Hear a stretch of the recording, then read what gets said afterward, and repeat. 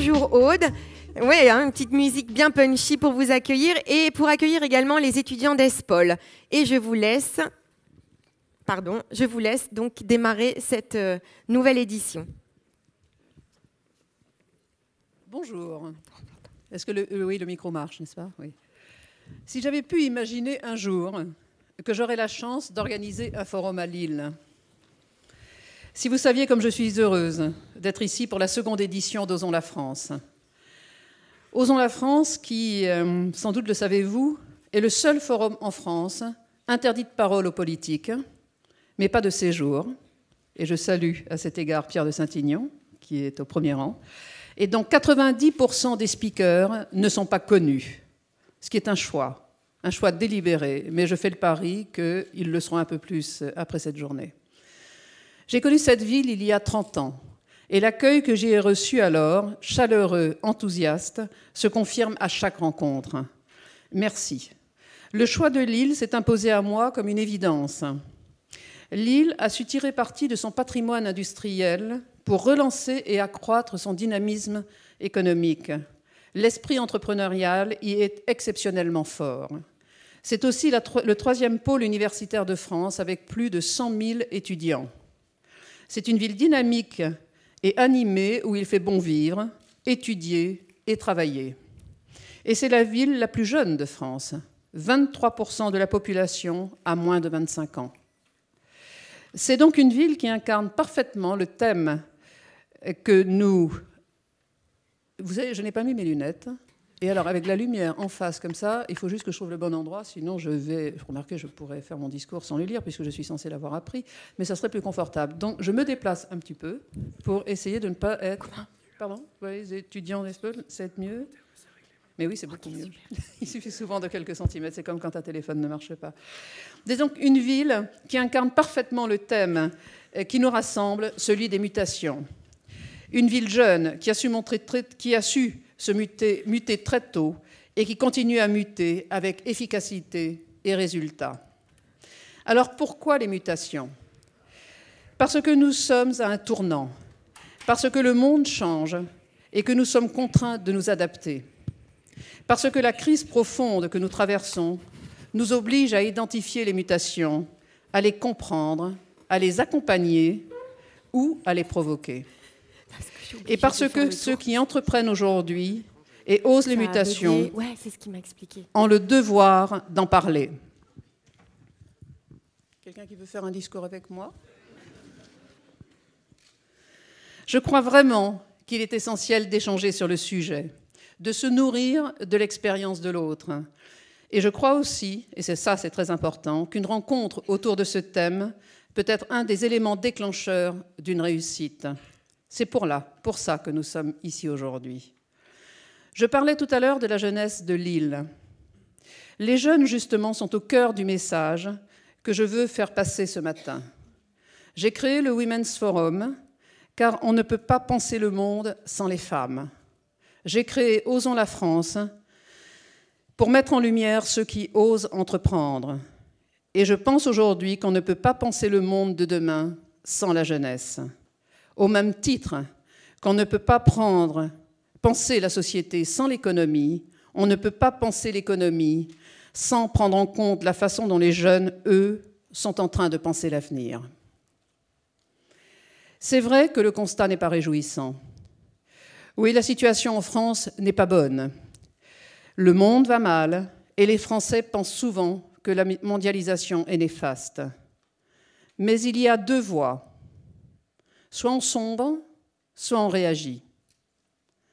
Et nous, à Osons la France, nous avons choisi de réagir. Alors, évidemment, on ne va pas changer le monde. Mais nous pensons que nous pouvons être des acteurs influents de la mondialisation qui, de toute façon, est en marche. Des études menées auprès des jeunes nous montrent qu'ils ont pour beaucoup la volonté et les motivations pour réussir, et cela nous oblige, nous, à réagir, à agir. La jeunesse est prisonnière d'un système. Sous prétexte de ne pas bousculer les choses, il y a eu très peu de changements dans l'éducation nationale depuis des années. 77% des inscrits au bac ont eu leur diplôme cette année, mais 23% des jeunes ne trouvent pas de job à la fin de leurs études. Et ceux qui n'ont pas leur bac sont déconsidérés. Nous avons donc une responsabilité envers eux, celle de leur redonner de l'espoir. Il faut les inciter à oser et aussi à ne pas penser que tout est acquis. Je dis souvent cette phrase de Kennedy, « Ne te demande pas ce que ton pays peut faire pour toi, mais demande-toi, toi, ce que tu peux faire pour ton pays. » Nous avons aussi le devoir de transmettre le plaisir d'apprendre, de donner des exemples positifs, de parler de l'échec et des erreurs comme d'un moteur pour rebondir et pour avancer. Nos jeunes seront, comme cela, mieux préparés à leur emploi futur et plus confiants dans leur avenir et dans celui de leur pays. Et là, je vais m'arrêter un moment sur la filière professionnelle qu'il faut valoriser davantage, car elle n'est pas toujours un choix par défaut.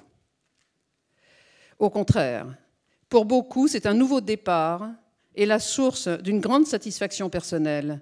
Et je voudrais justement citer l'exemple d'une jeune femme qui est avec nous ce matin, Faustine Dubar. Elle est là dans la salle, car elle est de Lille. On lui avait dit au départ qu'un bac technique, c'est son choix, c'était moins bien. Or, aujourd'hui, elle est doctorante en chimie. Elle a obtenu une bourse pour les femmes et la science décernée par L'Oréal, dont elle fut une des rares lauréates françaises. Elle souhaite partir à l'étranger faire de la recherche et revenir pour transmettre ce qu'elle a appris, donner envie. Elle souhaiterait être davantage encouragée dans ses démarches. Si vous le désirez, vous pouvez la rencontrer. Faustine, vous êtes là quelque part? Vous êtes là. Voilà, vous avez identifié Faustine. Et si vous voulez la rencontrer... On s'est beaucoup parlé, elle est impressionnante. La jeunesse n'attend qu'un coup de pouce de nous. La mettre au centre des débats et des initiatives est une nécessité. Et c'est... Je suis dans les discours, je peux sauter une page, ça m'arrive. Et encore, je le fais en français, celui-là. Je ne vous dis pas quand c'était en anglais. Oui, ça rappelle quelque chose à certaines femmes. Donc, je disais, la jeunesse n'attend qu'un coup de pouce. La mettre au centre des débats et des initiatives est une nécessité. Voilà, et je trouve la page 4. Et c'est là que notre forum prend tout son sens. Certains ont osé avant les autres. D'autres osent aujourd'hui, et plusieurs d'entre eux vont en parler tout à l'heure. Le talent et la compétence ne manquent pas. La France a des domaines d'expertise que l'on nous envie et que l'on recherche à l'étranger. Savez-vous par exemple que chaque société du numérique dans le monde a un Français dans ses équipes? Les jeunes peuvent apporter leur talent, c'est très bien. Mais ils partent exporter leur talent. C'est très bien. Mais il ne faut pas qu'ils le fassent parce qu'on ne leur donne pas les moyens ni l'envie de s'épanouir en France. Alors, je le répète, osons. Osons cette jeunesse qui a des projets pour son pays et qui veut pour lui une vraie place dans le monde de demain. Donnons-lui confiance. Faisons-lui confiance. Faisons en sorte que la France rêvée des jeunes soit la plus vite possible leur France réelle, notre France réelle à tous.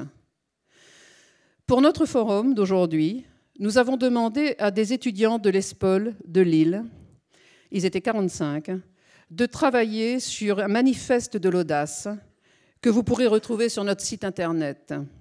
Je vais donc maintenant passer la parole à deux d'entre eux qui vont vous résumer leurs travaux. Nous allons commencer par Marie-Catherine. Osons reconnaître nos problèmes pour mieux y faire face. Osons une France indépendante, une France qui se donne les moyens de ses ambitions, une France porteuse et protectrice des valeurs humaines et républicaines. Osons être fiers de notre pays. Osons brandir les drapeaux d'une République désormais sincère et faire résonner dans tous les cœurs ses principes de liberté, d'égalité et de fraternité. Louise. Osons donner à tous les jeunes les mêmes chances. Osons les écouter, leur faire confiance, les soutenir dans leurs projets pour qu'ils aient enfin le pouvoir de décider de leur avenir. Osons bousculer nos préjugés. Osons découvrir cette diversité culturelle caractéristique de notre monde. Osons changer l'enseignement dans son ensemble. Osons expérimenter la créativité de la jeunesse. Osons avoir confiance en l'avenir. Et si nous osions simplement être optimistes et croire que tout est possible.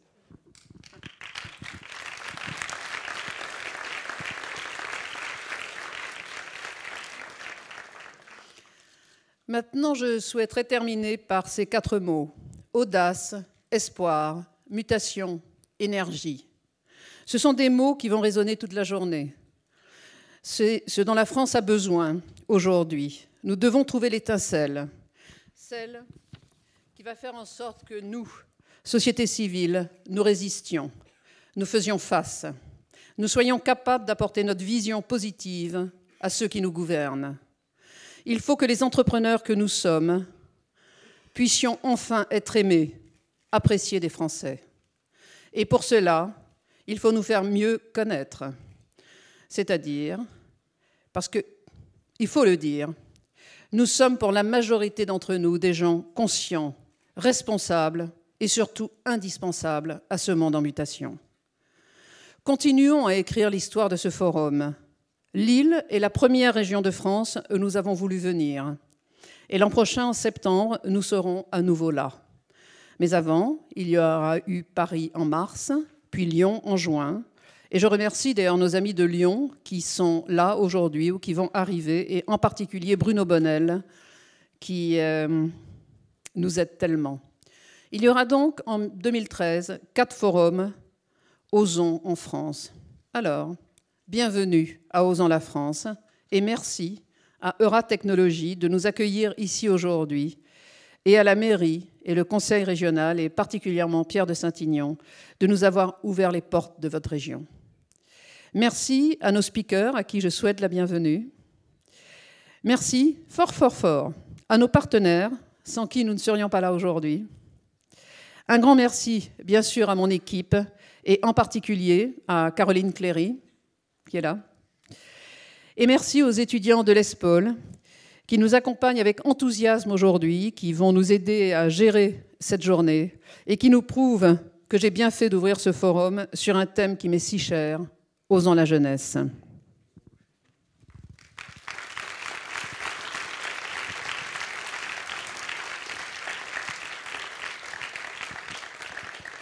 Et maintenant, je suis heureuse d'accueillir Vianney Mullier.